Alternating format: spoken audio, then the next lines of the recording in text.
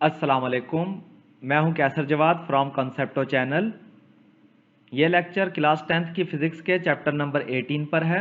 Chapter का नाम है एटॉमिक एंड न्यूक्लियर फिज़िक्स और जो टॉपिक डिस्कस करेंगे वो है half life. So let's start the lecture. Half life, इसकी डेफिनेशन हम बाद में देखते हैं, पहले हम इसे समझते हैं कि हाफ लाइफ होती क्या है। ये एक सैंपल है अनस्टेबल न्यूक्लियाइड्स का। तो हम जानते हैं कि ये डीके प्रोसेस से गुजरेगा, रेडिएशन एमिट करेगा और मोर स्टेबल न्यूक्लियाइड्स में कन्वर्ट हो जाएगा। तो जितना टाइम लगेगा कि इस सैंपल के हाफ न्यूक्लियाइड्स स्टेबल न्यूक्लियाइड में कन्वर्ट हों, तो जितना टाइम इस कन्वर्जन में लगेगा उसे हम हाफ लाइफ कहते हैं। अनस्टेबल न्यूक्लियाइड्स से ये टाइम टी कंज्यूम हुआ और इसके half nuclides relatively stable nuclide में कन्वर्ट हो गए। तो इस टाइम टी को इस सैंपल ऑफ न्यूक्लियाइड का इसकी हाफ लाइफ कहलाएगी। ये इसे हम टी हाफ से भी शो करते हैं। अब इसकी हम डेफिनेशन देखते हैं। The time during which half of the unstable radio active nuclei disintegrate, नहीं ये डिसइंटीग्रेट होकर ये स्टेबल में कन्वर्ट हो जाएंगे, is called the half life of the sample of radio active element. अब हम आगे देखते हैं कि ये फर्स्ट हाफ लाइफ के बाद ये हाफ रह गए, सेकेंड हाफ लाइफ के बाद ये ख़त्म नहीं हो जाएंगे। अब इनिशियल सैंपल अब ये हो जाएगा, अब इसके हाफ रह जाएंगे।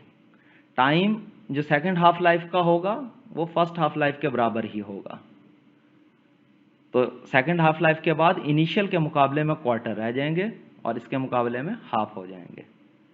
इसी तरह थर्ड हाफ लाइफ, इसके मुकाबले में हाफ रह जाएंगे, ये अब ये सैंपल रह गया और इनिशियल के मुकाबले में 1/8 हो जाएंगे। इसी तरह सो ऑन ये चलता रहेगा।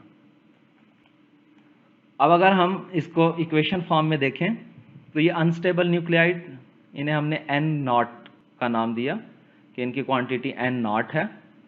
फर्स्ट हाफ लाइफ के बाद N1 हो गई। अब N1 के लिए फार्मूला यूज होगा कि यहाँ कितनी क्वांटिटी है, N0 into 1/2 and 2 raise to the power T।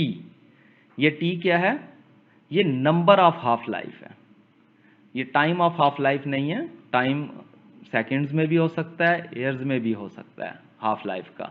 ये डिपेंड करता है कि ये अनस्टेबल न्यूक्लियाइड कौन सी किस्म के हैं। तो ये नंबर ऑफ हाफ लाइफ है। तो यहाँ से यहाँ तक एक हाफ लाइफ गुजरी, इसलिए टी की वैल्यू 1 रहेगी। अब इसे हम पहले सिंपल करते हैं। N0 को 1 से मल्टीप्लाई किया तो N0/2 2 raise to the power T आ गया। अब यहाँ पे फर्स्ट हाफ लाइफ गुजरी थी तो T 1 होगा, तो 2 raise to the power 1 means 2 ही रहेगा, यानी कि N0/2 ये हाफ हो गए। अब second and third half life के बाद देख लेते हैं। इसमें N2 और N3 कह दिया हमने।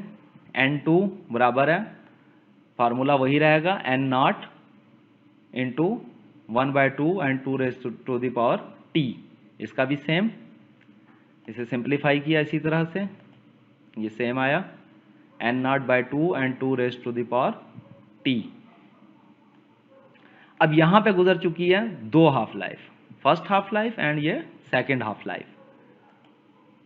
तो T की जगह हम यहाँ पे लिखेंगे 2, क्योंकि सेकेंड हाफ लाइफ के बाद हमें N2 हासिल हुआ। और यहाँ पे थर्ड हाफ लाइफ के बाद तो यहाँ T की जगह हम लिखेंगे 2 रेज टू द पावर 3। तो जब हम इसे अब सॉल्व करते हैं, 2 रेज टू द पावर 2 का मतलब 2 मल्टीप्लाई बाय 2, दो दफ़ा मल्टीप्लाई होगा आपस में, तो 4 हो गया। और ये 2 इंटू 2 इंटू 2, 2 2 ज़ा 4, 4 2 ज़ा 8, तो N3 इक्वल टू N0/8।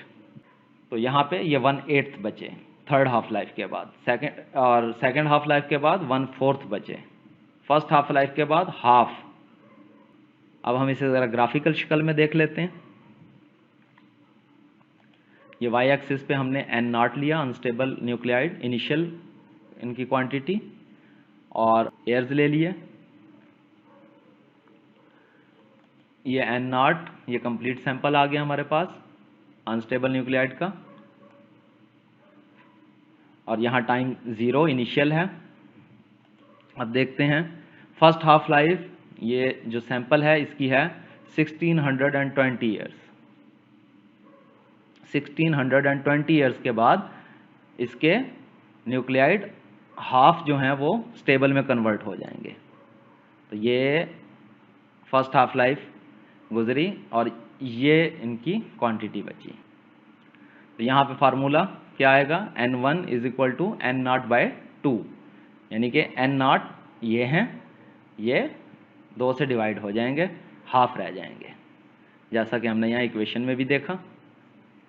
और उसके बाद सेकेंड हाफ लाइफ 1620 ईयर्स और गुजरेंगे, तो इनिशियल के मुकाबले में कितने हो जाएंगे, ये 3240 ईयर्स।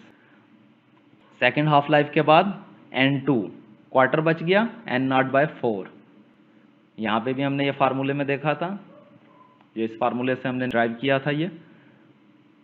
थर्ड हाफ लाइफ फिर 1620 ईयर्स गुजरेंगे, तो टोटल अगर हम 0 से काउंट करें तो 4860 ईयर्स।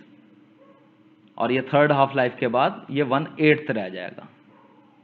ये यही फॉर्म है जो हमने यहाँ पे बनाई है। और N3 N0/8 1/8, इनिशियल का 1/8, इनिशियल का 1/8। तो ये ग्राफिकल फॉर्म आ गई। अगर हम इसे ये मिला दें तो ये ग्राफ बन जाएगा और ये सो ऑन चलता रहेगा। अब यहाँ इम्पॉर्टेंट है ये formula, n is equal to N0/2 and 2 raised to the power t। ये जो हमारे न्यूमेरिकल प्रॉब्लम्स हैं उन्हें सॉल्व करने में हेल्प करेगा हमारी। अब न्यूमेरिकल प्रॉब्लम्स की तरफ चलते हैं, लेकिन उससे पहले हम देखते हैं कि हमारे 2 किस्म के फार्मूलाज इनमें यूज़ होंगे, उनको पहले हम डिस्कस कर लेते हैं। तो एक फार्मूला ये है कि अगर मैंने टाइम ऑफ ऑब्जर्वेशन कैलकुलेट करना हो, लेट्स से यहाँ तक टाइम ऑफ ऑब्जर्व, यहाँ से लेके यानी अनस्टेबल न्यूक्लियाइड ये इनिशियल थी हमारे पास, और यहाँ से लेके यहाँ तक जब थर्ड हाफ लाइफ गुजर गई, यहाँ तक टाइम कैलकुलेट करना हो तो मुझे 2 चीज़ों की ज़रूरत होगी। ये इक्वल होता है total time of observation is equal to number of half life, कितनी नंबर गुजरी हैं, 1, 2 and 3 हाफ लाइफ गुजरी, number of half life into half life. Half life खुद कितनी है, ये सेकंड्स में भी हो सकती है और ये एयर्स में भी हो सकती है, थाउजेंड्स ऑफ एयर्स में भी हो सकती है। तो हम यहाँ पे ये देखेंगे, अगर let's say half life 10 years थी, 10 ईयर्स 10 ईयर्स 10 ईयर्स, तो 30 ईयर्स होगा, या 10 into 1 2 3, 10 into 3, number of half life 3, 30 years. तो टोटल टाइम ऑफ ऑब्जर्वेशन यहाँ से यहाँ तक 30 ईयर्स। तो ये एक फार्मूला, ये याद रखना है, ये प्रॉब्लम सॉल्व करने में यूज़ होगा। और ये रीअरेंज करेंगे हम, ये 2 तरह से रीअरेंज हो सकता है। अगर हमें कोई भी इन 3 चीज़ों में से कोई सी 2 चीज़ें मालूम हों, मतलब time of observation, number of half life और हाफ लाइफ, इन 3 में से कोई सी 2 वैल्यूज़ हमें पता हों तो हम थर्ड को कैलकुलेट कर सकते हैं। जैसे अब हम इसे रीअरेंज कर लेंगे, नंबर ऑफ हाफ लाइफ अगर मालूम करनी हो तो इसे हम इक्वेशन के दूसरी तरफ ले जाएंगे तो वो टाइम को डिवाइड कर देगा, time divided by half life. और इसी तरह से हाफ लाइफ अगर हमने कैलकुलेट करनी हो और ये 2 वैल्यूज़ हमें पता हों तो time of observation divided by number of half life. और सेकंड फार्मूला जो हम यूज़ करेंगे वो हमने अभी पहले पढ़ा, n is equal to N0/2 and 2 raised to the power t। ये हमने कैसे कैलकुलेट किया था, n is equal to N0 into 1/2 and 2 raised to the power t।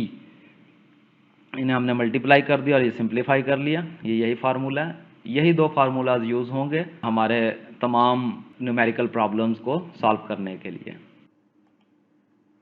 अब हम यहाँ पे दोनों फार्मूलों को अप्लाई करके देखेंगे। इसके लिए हम एक क्वेश्चन सॉल्व करते हैं। ये एग्जाम्पल है 18.2, ये एक ही एग्जाम्पल हम यहाँ सॉल्व करेंगे। सेकंड एग्जाम्पल जो बुक में मौजूद है, एग्जाम्पल 18.3, उसे हम न्यूमेरिकल प्रॉब्लम्स वाले लेक्चर्स में सॉल्व करेंगे। The activity of a sample of a radioactive bismuth decreases to 1/8 of its original activity in 15 days. Calculate the half-life of the sample. तो इसमें हमें बताए गए हैं कि बिस्मिथ की इनिशियल एक्टिविटी से 1/8 डाउन हो गई 15 डेज में। तो टाइम ऑफ ऑब्जर्वेशन हमारे पास आया 15 डेज और इनिशियल एक्टिविटी यहाँ हम सपोज कर लेते हैं A0। यहाँ हम N0 लेते रहे हैं, पहले एक्टिविटी का वर्ड यूज़ किया है इसलिए हमने A0 लिख दिया। ये unstable nuclide initial activity A0, ये 15 डेज के बाद कितनी रह गई 1/8। सैंपल की एक्टिविटी इनिशियल एक्टिविटी A0 हुई और रिमेनिंग एक्टिविटी आफ्टर 15 डेज ये 1/8 रह गई। 1/8 मीन्स इनिशियल का 1/8, इनिशियल A0 है तो 15 डेज के बाद A0/8। Calculate the half life of the sample. So half life हमें कैलकुलेट करनी है, तो इसके लिए हम ये फार्मूला यूज करेंगे, time of observation is equal to number of half life into half life. Time of observation हमें पता है 15 डेज और हाफ लाइफ हमें कैलकुलेट करनी है, जबकि ये सेकंड वैल्यू भी हमें नहीं मालूम कि नंबर ऑफ हाफ लाइफ कितनी हुई, 15 डेज में कितनी हाफ लाइफ गुजर जाएंगी कि इनिशियल क्वांटिटी का 1/8 रह जाए। अगर हम ये वैल्यू फाइंड आउट कर लें तो हम हाफ लाइफ को कैलकुलेट कर सकते हैं। लेट्स सी, हम इसे फाइंड आउट करते हैं। After first half life the activity of the sample, ये हमारा सेकंड फार्मूला है, A0 divided by 2 and 2 raise to the power T। T means number of half lifes. First half life है तो T की जगह value आएगी 1, 2 raise to the power 1 means 2। After first half life activity कितनी रह गई A0/2, जबकि हमें A0/8 तक जाना है। अब हम देखते हैं कि सेकंड हाफ लाइफ के बाद एक्टिविटी कितनी रही। फार्मूला सेम रहेगा, A0 divided by 2, 2 raise to the power T। Second half life है इसलिए T की वैल्यू हुई 2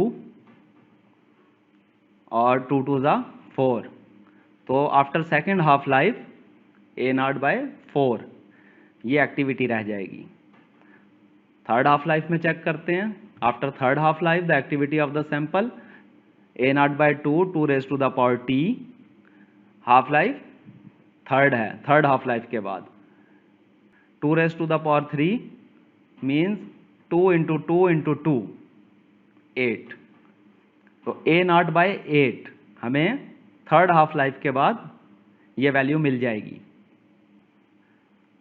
यहाँ हम देखते हैं ये अनस्टेबल न्यूक्लियाइड इनिशियल A0 था, फर्स्ट हाफ लाइफ के बाद A0/2, सेकेंड हाफ लाइफ के बाद क्वार्टर रह गया A0/4 और थर्ड हाफ लाइफ के बाद 1/8 हो गया A0/8।